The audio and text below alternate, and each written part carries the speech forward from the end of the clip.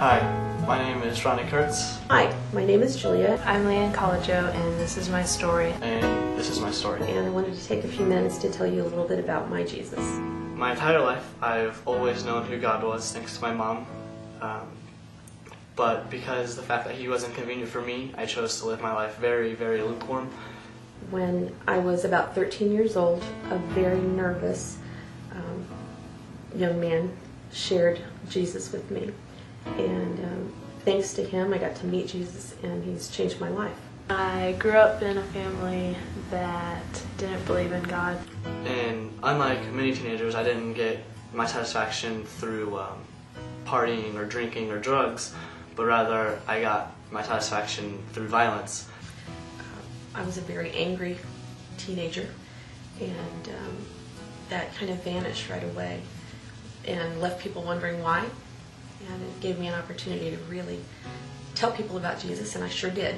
And there was even one time that my brothers and I made fun of my sister for going to church with one of her friends. When I was about 13 years old, I got the news that my mother was diagnosed with emphysema. Then there were some circumstances in my life that I allowed to pull me away from Jesus. My parents got divorced when I was in 4th grade.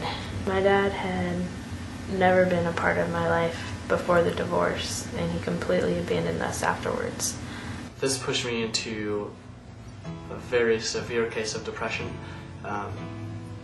which caused me to be enrolled into a counseling program where I would see a counselor about 2 or 3 times a week, which she would later diagnose me with severe depression, and she would try to cope this with a very, very high amount of depression medicine. That's exactly what it was. I allowed myself to be pulled away.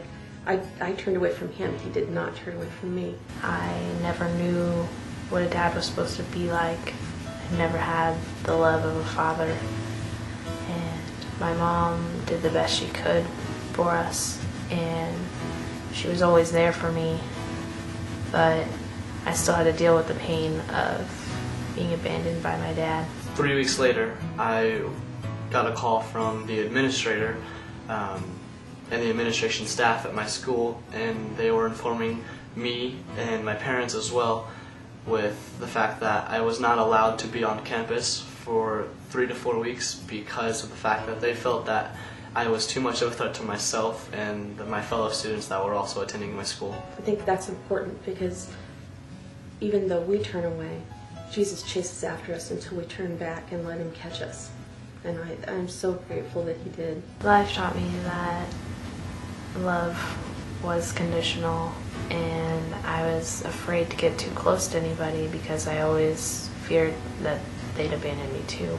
And so this whole time, suffering depression, I started questioning everything. And to answer them, I looked to my friends who helped me participate in violence, and to school, and to other social things. And I also looked to God and started reading Scripture. Many years have passed since then, and I've been allowed to serve Him in a number of ways.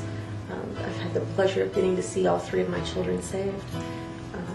I've gotten to work with amazing college students here, and even recently got to lead a team of 10 to a mission trip to Tucson, Arizona, which is my hometown, where so much of where my life kind of fell apart. God was watching out for me though, even when I didn't know Him. He placed the right people in my life, and I gradually came to realize that God could give me the love I'd never had before. It came to me that lukewarm isn't the way that we're supposed to live. It's not the way God intended.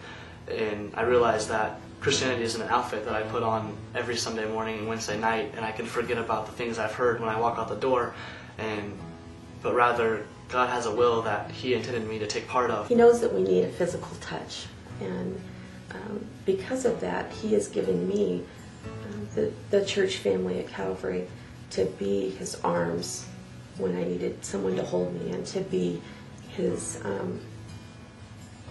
shoulder to cry on, and someone to voice His words to me when I needed encouragement, or someone to keep me grounded in my faith.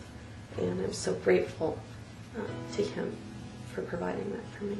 I finally had the security of having a father. I had a father who would love me unconditionally, a father that would never leave me. And whenever I laid my life down at the cross, He did something that was so beautiful and gave me something to pick up. And that's when I very, very, very strongly felt God call me to ministry. I found a joy in life that I never knew existed. God gave me a passion, and He gave me a new purpose in life. And this is why I love Jesus, because He saved me. And not just in the sense of my salvation, but He saved me from the pain of my past and from the fear of my future. He gave me a very fiery passion to spread the good news and to be the salt and light of the world like we're called to be.